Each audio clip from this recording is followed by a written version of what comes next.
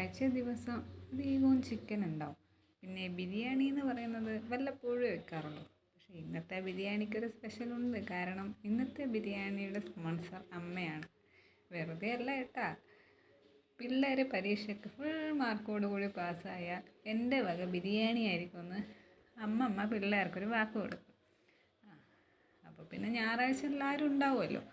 അതുകൊണ്ട് അന്നത്തെ ദിവസം ബിരിയാണി ആക്കാമെന്നങ്ങ് തീരുമാനിച്ചു. സത്യം പറയച്ചാൽ ഞാനങ്ങനെ വലിയ ബിരിയാണി സ്പെഷ്യലിസ്റ്റൊന്നും അല്ല കേട്ടാ. പക്ഷേ ഞാൻ ഉണ്ടാക്കിയ ബിരിയാണി കൊള്ളാമെന്ന് കഴിച്ചവരൊക്കെ പറയുന്നത് ആർക്കറിയാം. എനിക്ക് വലിയ കുഴപ്പമായിട്ട് തോന്നാറില്ല. എങ്കിലും ഞാൻ ഉണ്ടാക്കുന്നതിനേക്കാളും ബെറ്ററായിട്ടുള്ള ബിരിയാണിയൊക്കെ കഴിച്ചിട്ടുണ്ട്. നാട്ടിലൊക്കെ പോയി കഴിഞ്ഞാൽ അവിടെ ഉണ്ണിച്ചേട്ടൻ്റെ അമ്മയും അവരുടെ ഇളയമ്മയൊക്കെ വെക്കുന്നത് നല്ല സൂപ്പർ ബിരിയാണിയാണ്. അങ്ങനെ വെച്ച് നോക്കുമ്പോൾ എൻ്റെ ബിരിയാണി അത്ര കൊള്ളാവുന്നതൊന്നും അല്ല. എങ്കിലും ഇവരൊക്കെ പറയുന്നത് കൊള്ളാം, കുഴപ്പമില്ല എന്നൊക്കെയാണ്. അതവിടെ ഇരിക്കട്ടെ. ചേട്ടനെ ഇവിടുന്ന് ഒരു ലോഡ് ക്യാരറ്റ് മുറിച്ചിടുന്നുണ്ട്. അത് മൊത്തം ബിരിയാണിക്കല്ല കേട്ടാ. നാളെ ഇനിയിപ്പോൾ ഓഫീസിൽ പോകുമ്പോൾ എല്ലാം ഉണ്ടാക്കണമല്ലോ, തോരനും കറിയൊക്കെ. അതുകൊണ്ട് ഇപ്പോഴേ അരിഞ്ഞിട്ട് വെക്കാമെന്ന് പറഞ്ഞു. പിന്നെ നമ്മുടെ നാട്ടിലൊക്കെ നമ്മുടെ തലശ്ശേരി ദം ബിരിയാണി ഫേമസ് ബിരിയാണിയാണല്ലോ. അപ്പോൾ ഇങ്ങനെ ചിക്കൻ പൊരിച്ചിട്ടല്ല കേട്ടോ ഉണ്ടാക്കണത്. അവർ വേവിച്ചിട്ടാണ്.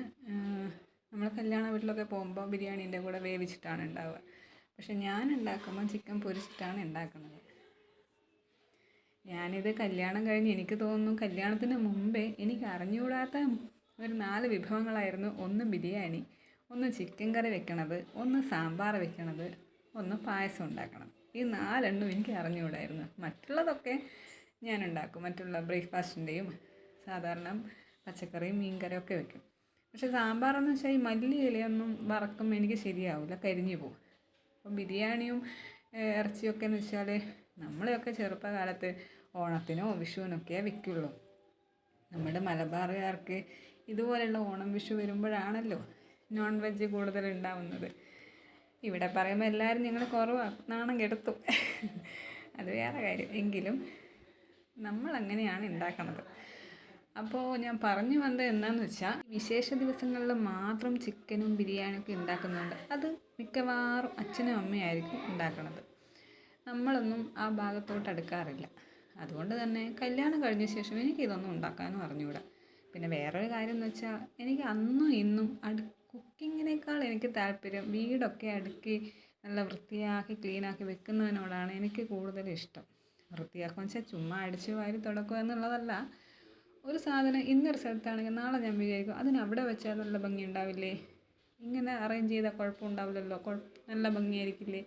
ഇങ്ങനെ ചിന്തിച്ച് ഞാൻ അതിനാണ് കൂടുതൽ സമയം കണ്ടെത്തുക. ഈ പാചകം എനിക്ക് അത്ര വലിയ താല്പര്യമുള്ള കാര്യമല്ല. പക്ഷേ നമ്മളൊരു കുടുംബനാഥ ആയ സ്ഥിതിക്ക് നമുക്ക് എല്ലാവർക്കും വെച്ച് വിളമ്പിക്കൊടുത്തല്ലേ പറ്റുള്ളൂ. അങ്ങനെ പാചകം ഏറ്റെടുത്ത ശേഷം ഞാനിതൊക്കെ വീണ്ടും പഠിക്കാൻ തുടങ്ങി. ഇന്ന് രാവിലെ മുതലേ ഇവിടെ ചാറ്റൽ മഴയോട് ചാറ്റൽ മഴ. എൻ്റെ അലക്കലൊന്നും കൃത്യമായി നടന്നില്ല കേട്ടോ, ഈ മഴ കാരണം.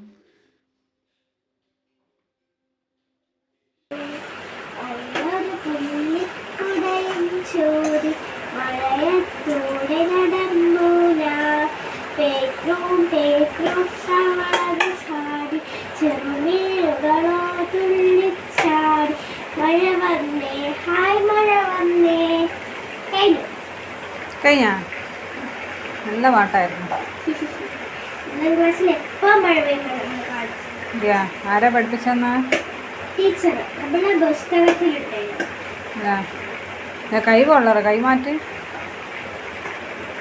മതി, ഇനി ഞാനായിക്കോളും. ഇതൊക്കെ കാണുമ്പോൾ നിങ്ങൾ വിചാരിക്കണ്ട ഞാൻ വീഡിയോയ്ക്ക് വേണ്ടി അവരെ കൊണ്ട് പണിയെടുപ്പിക്കുന്നതാണെന്ന് കേട്ടോ. ഇതെന്നുള്ള പരിപാടിയാണ്. ഞാൻ അടുക്കളയിൽ കയറേണ്ട താമസം ഈ ചേച്ചിയും അനിയത്തിയും വരും. എന്നെ സഹായിക്കാനെന്ന വ്യാജേനയാണ് വരണത്. എങ്കിലും കുഴപ്പമില്ല. ഞാൻ വിചാരിക്കും എൻ്റെ മുമ്പിൽ നിന്നല്ലേ, അതുകൊണ്ട് ഞാൻ ധൈര്യത്തിൽ ചെയ്തോ എന്ന് പറയും. അതായത് അവരൊരേ ഷാട്ടിയായിരിക്കും, അമ്മേ ഞാൻ ചെയ്തോട്ടാ. പിന്നെ ഞാൻ ചെയ്. പക്ഷേ ഞാനില്ലാത്ത സമയത്ത് അവരൊറ്റയ്ക്ക് അടുക്കളയിൽ കയറി എനിക്ക് നല്ല പേടിയുണ്ട്. അവരൊറ്റയ്ക്കെന്ന് വെച്ചാൽ ഈ മുട്ട ഓംലേറ്റ് ഉണ്ടാക്കാൻ, ചായയൊക്കെ ഉണ്ടാക്കാനൊക്കെ അവർ കയറും. അതൊക്കെയാണ് എനിക്ക് പേടി. ഞാൻ പറയും ഞാനില്ലാത്ത സമയത്ത് നിങ്ങൾ കയറല്ലേ, എന്തെങ്കിലും പൊള്ളും, കയ്യെങ്ങാൻ പൊള്ളിയ അപകടമല്ലേ, അങ്ങനെ പറയും. എങ്കിലും രണ്ടുപേരും അടുക്കള പണിയെടുക്കാൻ ഭയങ്കര ഉഷാറാണ് കേട്ടോ. അതുകൊണ്ടേ നമ്മുടെ പൂച്ചക്കുട്ടി വന്നിട്ടുണ്ട്. നമ്മുടെ എന്ന് പറഞ്ഞാൽ നമ്മളെ വീട്ടിലുള്ളത് വളർത്തുന്നതൊന്നുമില്ല, ഇതുപോലെ കഴിക്കാൻ വേണ്ടി മാത്രം വരുന്നതാണ്. അതിനിടയിൽ നമ്മളെ ബിരിയാണിയൊക്കെ ആയിട്ടുണ്ട് കേട്ടോ. ഞാൻ ബിരിയാണിയുടെ ലോങ് വീഡിയോ ഒന്നും എടുത്തില്ല. ഒന്നാമതേ നമ്മളെ വീഡിയോ ഒന്നും ആരും അങ്ങനെ കാണാറൊന്നുമില്ല. അപ്പോൾ പിന്നെ ഒരുപാട് ലോങ് വീഡിയോ ആയിക്കഴിഞ്ഞാൽ അതുകൊണ്ട് ഞാൻ വിചാരിച്ചു ബിരിയാണി വെക്കുന്ന വീഡിയോ ഒന്നും എടുക്കണ്ടെന്ന് കരുതി. ഒത്തിരി ലോങ് ആയിപ്പോകുന്നു. പിന്നെ ഞാനിങ്ങനെ ദമ്മൊന്നും ഇടാറില്ല കേട്ടോ. ഇന്ന് പിന്നെ മസാല ഇച്ചിരി കുറവാണോ എന്ന് എനിക്കൊരു സംശയം. അതുകൊണ്ട് പിന്നെ ഞാൻ ചോറും ചിക്കൻ മസാല എല്ലാം കൂടെ ഒന്നിച്ച് ദമ്മിടുന്ന പോലെ ആക്കാമെന്ന് കരുതി. ഒന്നുമില്ല, കാര്യമായിട്ട് ചോറ് വേവിച്ചു, അതിൽ വേണ്ടുന്ന ഐറ്റംസൊക്കെ ഇട്ട് ചോറ് വേവിച്ചു, പിന്നെ മസാലയാക്കി, അത്രയേ ഉള്ളൂ. ഇതൊക്കെ എല്ലാവർക്കും അറിയാവുന്ന കാര്യമായിരിക്കുമല്ലോ. യൂട്യൂബിൽ എല്ലാം കാണുന്നവർക്ക് എല്ലാവർക്കും അറിയാമായിരിക്കുമല്ലോ. ഒരുപാട് ഭക്ഷണത്തിൻ്റെ വീഡിയോ ഒക്കെ കാണുന്നതല്ലേ. പിന്നെ ഞാൻ വിചാരിച്ച് ഞാനും കൂടെ ഇട്ട് ബോറടിപ്പിക്കേണ്ട ആരെയെന്ന് കരുതി ഞാനതിനെ അങ്ങോട്ട് ചുരുക്കി. അത്ര തന്നെ.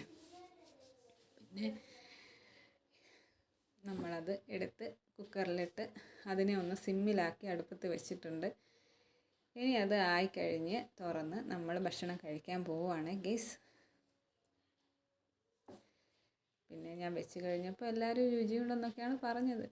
കാണാൻ ഇത്തിരി ചേലൊക്കെ ഉണ്ടെങ്കിലും കഴിച്ചാലല്ലേ അതിൻ്റെ രുചിയും മണമൊക്കെ അറിയാവുള്ളൂ. അച്ഛനും മക്കളൊക്കെ കഴിച്ച് തുടങ്ങിയിട്ടുണ്ട്. ഇനി ഞാനും പോയി കഴിക്കട്ടെ. നിങ്ങളും എല്ലാവരും പോയി കഴിക്കുക.